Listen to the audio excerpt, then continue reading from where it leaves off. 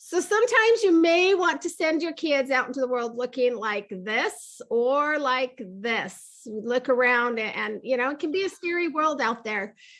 You might even, instead of using those bubble balls for all of the fun that we're going to be having later this month as the part of the family reward event, you might want to send your kids out into the world like this. Okay, we may not be able to send our kids out into the world in a bubble, but there are important protective factors that we can put around our kids to protect them.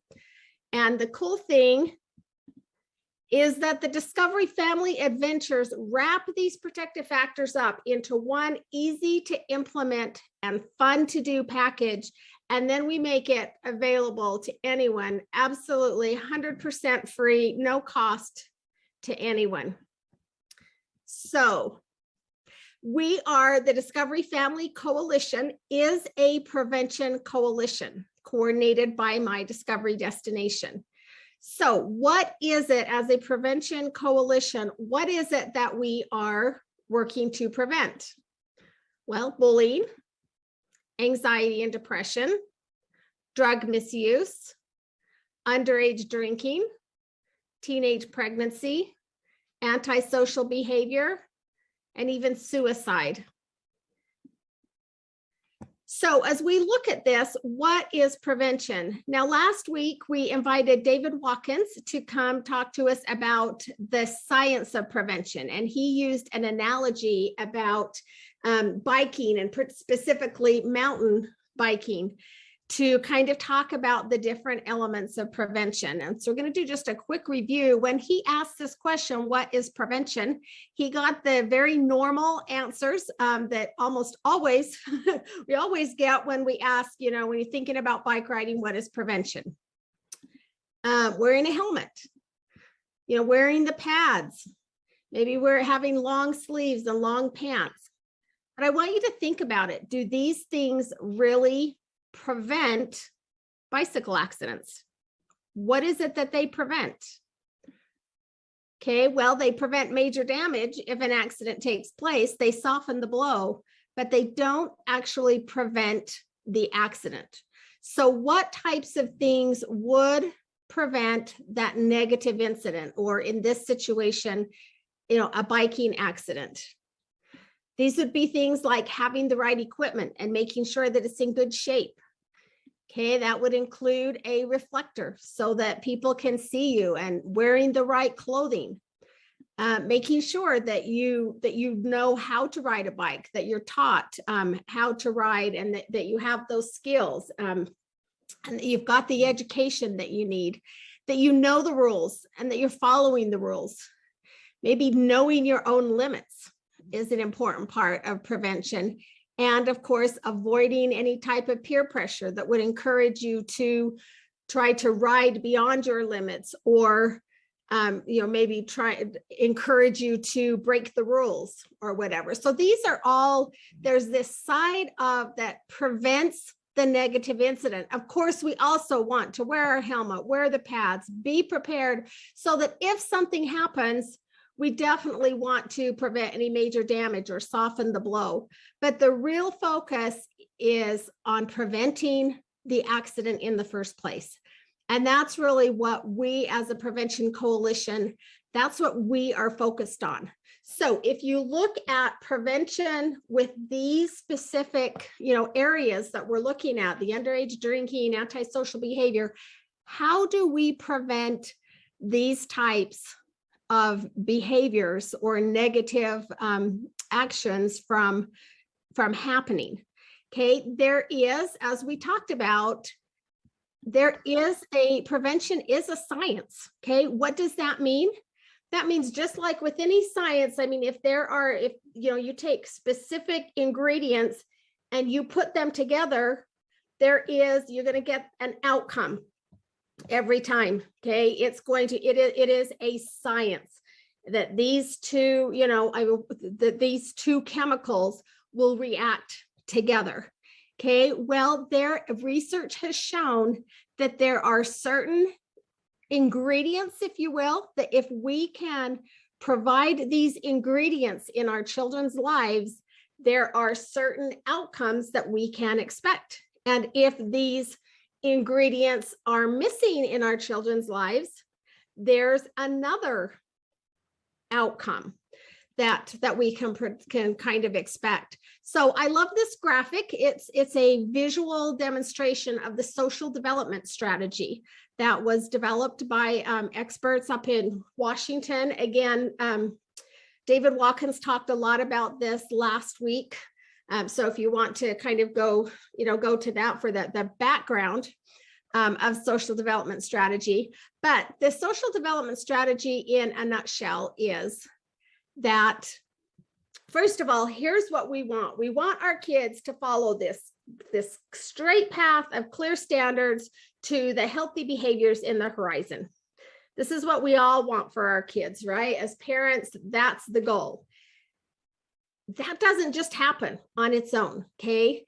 And the social development strategy basically says, hey, if we, with each of our children, if we can provide for them opportunities to learn new skills and enhance existing skills, and then we provide recognition or rewards, and these don't necessarily need to be paid rewards, but those intrinsic rewards, that's something that makes the child feel glad that they participated in this opportunity to develop new skills, helps them to build, self-esteem and pride. We provide that recognition. They're going to bond with the adults that are providing these opportunities for them. The adults are then in a better situation to be able to set those clear standards, and our children are much more likely to follow that straight path of clear standards to healthy behaviors. So there it is in a nutshell. Pretty simple, right? Let's go ahead and look at this now with the Discovery Family Adventures. And, let's kind of put the Watson flavor to it, okay? How do the Discovery Family Adventures follow the social development strategy to provide this for families? Okay. Well, first of all, we have the basic adventures. Okay. The basic adventures provide plenty of opportunities for kids to develop new skills, enhance their existing skills, and have these experiences. A couple of other things to mention just about the basic adventures. Okay, first of all, there's tons of variety on an individual level. Again, remember that we're doing these adventures together as a family. We want these experiences to be for each of our individual children. So there's plenty of variety to meet the needs of every child and every family. Okay, some families love being outside. There are lots of adventures that take the families outside. Some families love the arts. There are plenty of adventures in the arts. Some love science. And of course, the other thing is we want you to try new things too. Maybe you're not a family that naturally loves the arts, but try that. That's part of the opportunity to develop new skills. And maybe you'll find that you'll love it. And maybe you find that, okay, that was an experience and, not one that we want to do all the time. We're more of a science family or, whatever, but there's plenty of variety. They're very adaptable. These adventures, everything that we do is designed to be adapted to your family. Okay. We provide the ideas, the resources, and then it's for the parents to take that information and adapt it to what works for your kids, your family, the different ages and stages and interests and family makeup. I mean, obviously a family with young children is going to look completely different than a family with teenagers. Family that has all of those different age groups, it's going to, look different. One of my favorite examples of this is from the Summer Passport program. There was a horse riding adventure. Okay. And there are, families that love horses, and they got out, and their horse riding adventure was on the horses. Okay. There was one family that wasn't really their thing. They didn't have access to horses, but they got creative, which is a big piece of building resilience. The kids got creative. They did their horse riding adventure. They became the horse for each other, and they had a ton of fun. Such a fun submission with the kids, basically riding each other, as horses, and having a ton of fun. It's not about making the adventure look like a certain thing or a certain idea that, that it maybe came that we were thinking as we wrote the adventure. It's about doing what works for you. We do have many of the adventures, and very soon it will be all of the adventures have specific ideas on how you can, tweak this to maybe be more appropriate for the pre-K or more appropriate for teens. So we do have those different levels as well. Then we have our tips section. The Teaching Important Parenting Strategies provides ideas and reminders to parents to be sure that you provide that recognition, that you provide those rewards. Now, like I mentioned, these rewards, we're not talking about going to the store and purchasing something for the child. These rewards and this recognition can be as simple as hanging their art up on the refrigerator, letting them hear you brag about them behind their back, and telling a friend, how creative that was and how much fun you had. Maybe letting them choose what the family dinner, what the family dinner is going to be, or, planning the week's menu. These intrinsic rewards that help the kids feel good about what they've done and helps build their self-esteem and their self-confidence. Any kind of a reward that makes them feel glad that they participated in that.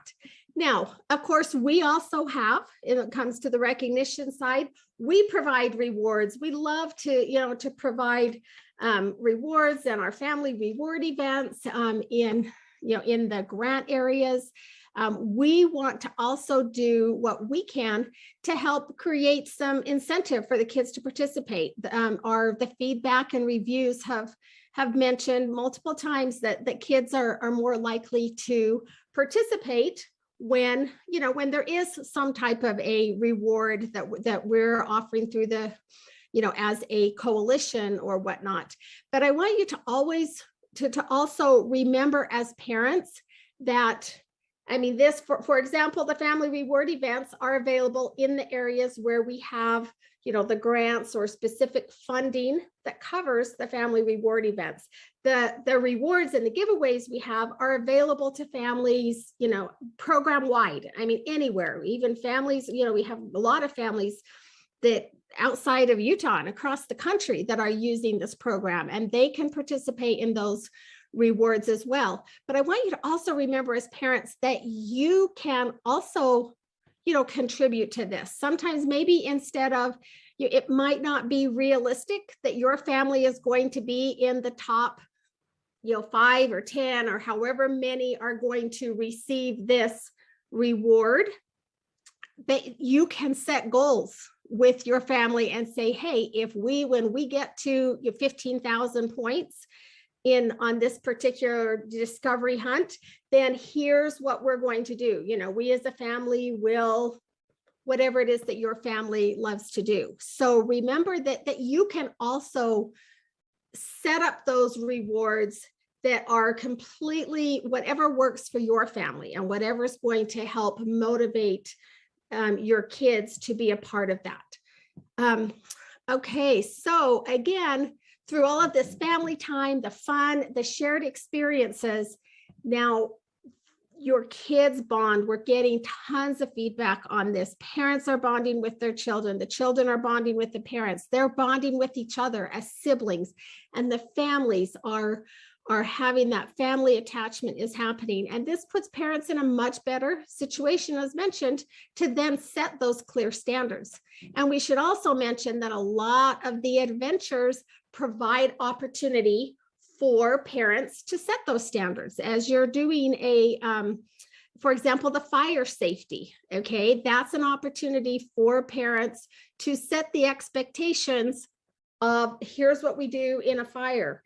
As there's actually a new adventure that's out there for the Discovery Family Adventures that we'll be returning to now after the summer passport. That is literally about setting the family rules and provides that opportunity for those conversations to take place, for the family to work together to set the rules and set standards around these different topics that you choose.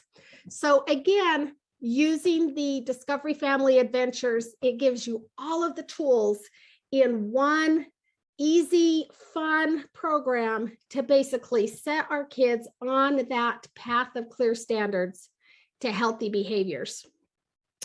There's another graphic that's used in the prevention world that I really like, that of a tree. And of course, you know, a tree is often used to, it's growing, but I want to look at that. If you look at the bottom part, you see the whole social development strategy right there. First of all, of course, we start with the individual. We've got the variety and adaptability and the pre-K and teen levels to address the individual people in the family.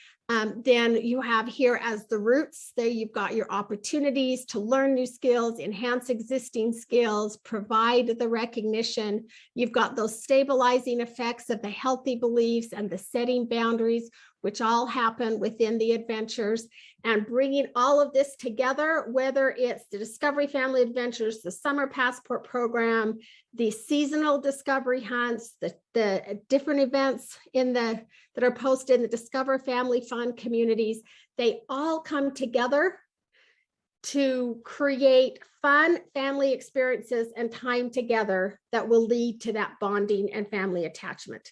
So this really right there is your social development strategy. But there's also the top of the tree. And this is what I love about this particular graphic, is it shows the different areas that this social development strategy needs to happen. So the SHARP survey, for those of you that are familiar with that, the SHARP survey is designed to assess adolescent substance use, antisocial behavior, as well as risk and protective factors that can predict problem behaviors in youth. So the findings then help educators and other government agencies track the trends, plan programs, and deploy resources.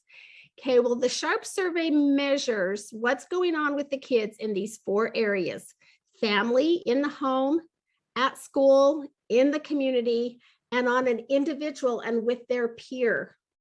Okay, so these are the 4 areas that this social development strategy needs to be applied. Well, again, as you look at our program, the Basic Adventures is all about that social development strategy within the family.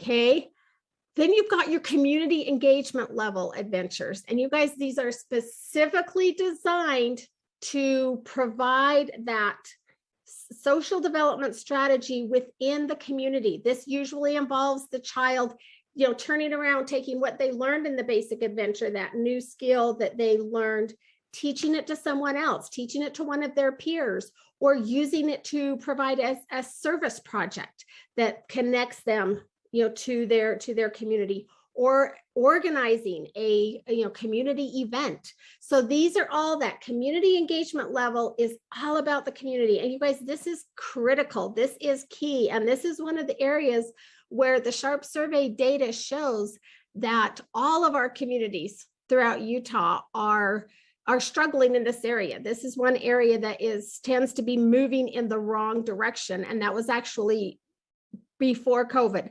So who knows what the new numbers are going to look like. So don't just ignore that community engagement level.